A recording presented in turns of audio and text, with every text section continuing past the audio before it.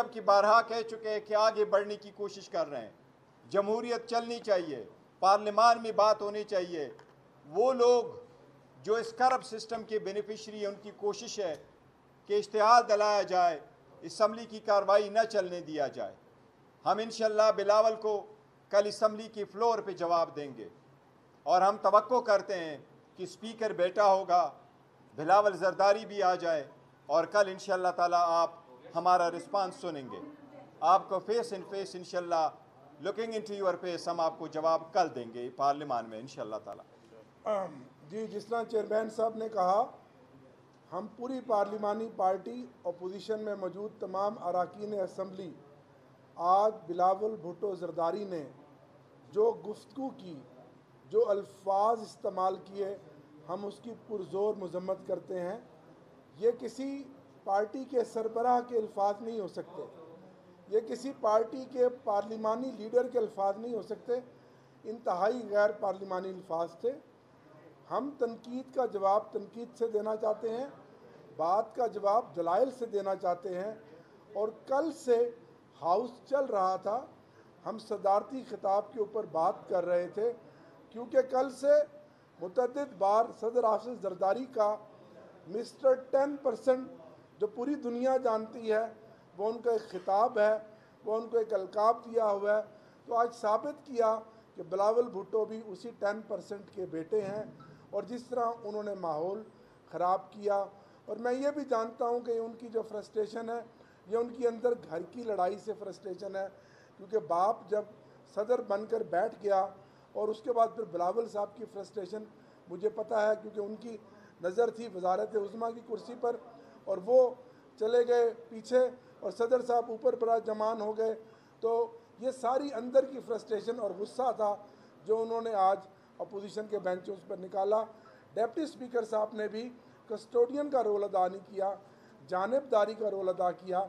उसके बाद टर्न हमारी थी, हमारा पॉइंट ऑफ व्यू लेना चाहिए था, क्योंकि उन्होंने डायरेक्ट हमें मुखातिब किया, जबकि हमने तकरीबन कमोबेश 50 मिनट उनको पहले तहम्मुल से सुना, कोई हमने बीच में क्रॉस टॉक नहीं की। लेकिन जब वो बिल्कुल मतनाज़ा और पर्सनल अटैक्स पर आ गए तो फिर अपोजिशन ने जवाबी बातें की। लेकिन उसके बाद जब बिलावल साहब ने अपना असली चेहरा दिखाया तो उसके ऊपर सबके सर शर्म से झुक गए और तय हो गया कि इनकी कोई सियासी तरबियत नहीं हुई। और हमें इस पर अफसोस है, हम मजम्मत भी करते हैं और हम इनकी इन तमाम बातों से डरने वाले और घबराने वाले नहीं हैं। इंशाअल्लाह जिस तरह हम आग के इस दरिया से गुज़र रहे हैं, इस फस्तायत का मुकाबला कर रहे हैं, ऐवान के अंदर भी और ऐवान के बाहर भी इनका भरपूर जवाब भी देंगे।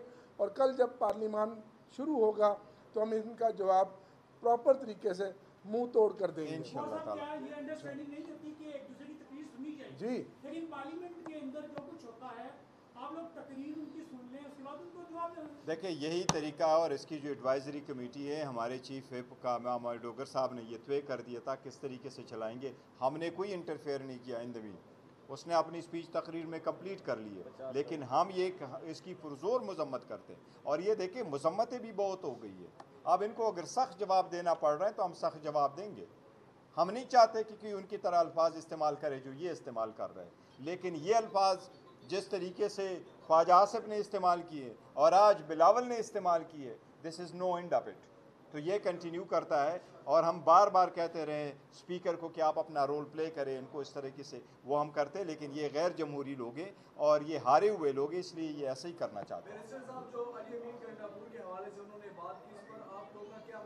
देखिए इसी का हम जवाब देना चाह रहे थे, जो उसने एजुकेशन की बात की, उसने एग्रीकल्चर की बात की, केपी की गवर्नमेंट की बात की, वो मैंने सारे पॉइंट कर लिए थे।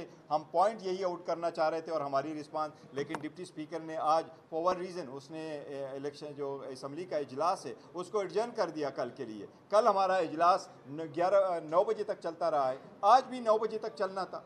अगर आपने एडजर्न करना था तो आप पहले बता देते। देखिए मैं यही कह रहा हूँ कि पीपल्स पार्टी एक मिनिस्टर अपनी मेंबर को भेजती है, वो स्पीकर को कुछ कहती है और वो वापस जाती हैं, भुट्टो उठ जाता है अपनी स्पीच करके 1 मिनट में वो आ जाता है, बैठता नहीं है, राइट अवे स्पीच करता है और राइट अवे निकलता है असम्बली से। अगर आप कोई बात करते हो और अगर आप जमहूरी हो तो वहाँ बैठ कर के दूसरे के जवाब ज़रूर सुने, क्योंकि कल इंशाल्लाह ताला उसको पूरा जवाब देंगे फ्लोर पे।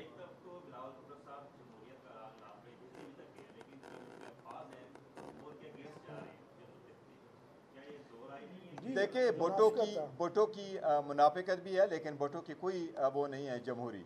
आप उन लोगों को जमहूरी नहीं कह सकते जो सारे मौके भी खुद लेते हैं, जो अपॉर्चुनिटी भी खुद लेते हैं, जो अपने पार्टी में भी डेमोक्रेसी नहीं रखते, जो डेमोक्रेसी के रविश भी इख्तियार नहीं करते और डेमोक्रेटिक बनती चलते भी नहीं है।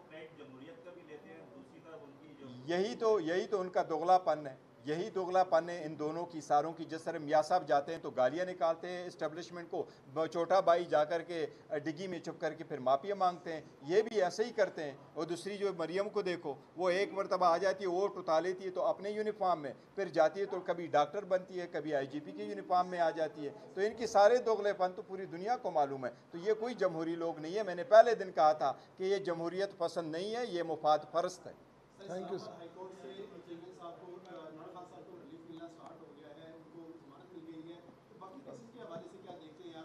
अल्हम्दुलिल्लाह बड़ी खुशी हुई है और होने चाहिए। और हम पहले दिन से कहते चले आ रहे हैं कि कोई केसेस नहीं है। एक मरतबा जब अदालत इनको देखेगी इंशाअल्लाह ताला कोई केसेस नहीं है, सारे ख़त्म होंगे इंशाअल्लाह ताला।